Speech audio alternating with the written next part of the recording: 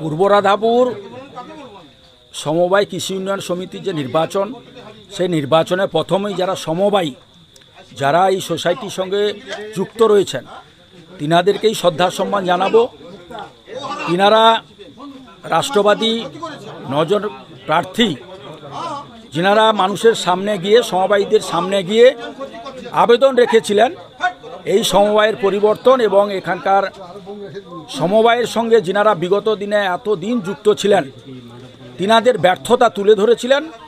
সেই জায়গায় তিনারা যারা 9 জন প্রার্থী রাষ্ট্রবাদী প্রার্থী হিসাবে সমর্থনের জন্য মানুষের দরবারে গিয়েছিলেন, তাদেরকে মানুষ আশীর্বাদ করেছে এবং সেই জায়গায় যে নির্বাচনে জয়লাভ যেমন সংকেত দিচ্ছে যে দুর্নীতির অবসান ঘটুক, দুর্নীতি মুক্ত সমাজ ব্যবস্থা গড়ে উঠুক, দুর্নীতি মুক্ত সোসাইটি সমবায় তৈরি হোক এবং যারা আজকে নির্বাচিত হয়েছেন তারা সেই দায়িত্বই পালন করবেন, তাই এলাকার সম্মানীয় নাগরিকবৃন্দ এবং সম্মানীয় সমবায়ীগণ আশীর্বাদ করেছেন।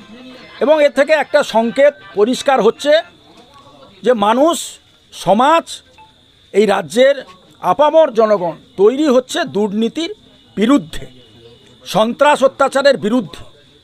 তারই প্রতিফলন আজকে এই পূর্ব রাধাপুর কৃষি উন্নয়ন সমিতির যে নির্বাচন, তার প্রতিফলন ঘটল।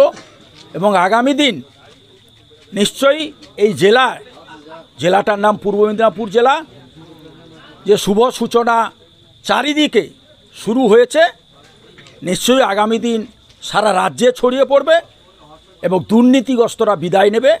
এটাই হচ্ছে মূল বিষয় এবং বাংলার মানুষ তার জন্য অপেক্ষা করছে। আসন সংখ্যা কত? আসন সংখ্যা 9 এবং ভোট, এখানকার ভোটার ছিল 764, পোল হয়েছে 641। বিজেপি কতগুলো সিটে?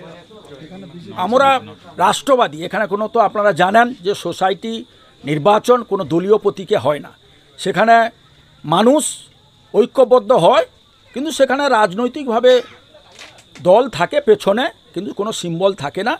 তো রাষ্ট্রবাদী প্রার্থীরা, যারা এলাকার মানুষ মনে করেছে যে এরা আগামী দিনে সোসাইটিকে সামনের দিকে নিয়ে যাবে, মানুষকে পরিষেবা দেবে এবং দুর্নীতি মুক্তভাবে পরিষেবা দেবে, তারাই নির্বাচিত হয়েছে। আর তাদেরই সঙ্গে আমরা থেকেছি, এলাকার মানুষ থেকেছে। আগামী দিনে নিশ্চয়ই সামগ্রিক ডেভেলপমেন্ট এই সোসাইটির হবে, এই আশা আমি রাখব। টিএমসি কোটা দিয়েছিল, সিপিএম কোটা দিয়েছিল? 9 ছিল। টিএমসি সিপিএমের কোনো বিষয় ছিল না। এখানে বিরোধী যারা আমাদের এই রাষ্ট্রবাদী প্রার্থীদের বিরুদ্ধে যিনারা দাঁড়িয়ে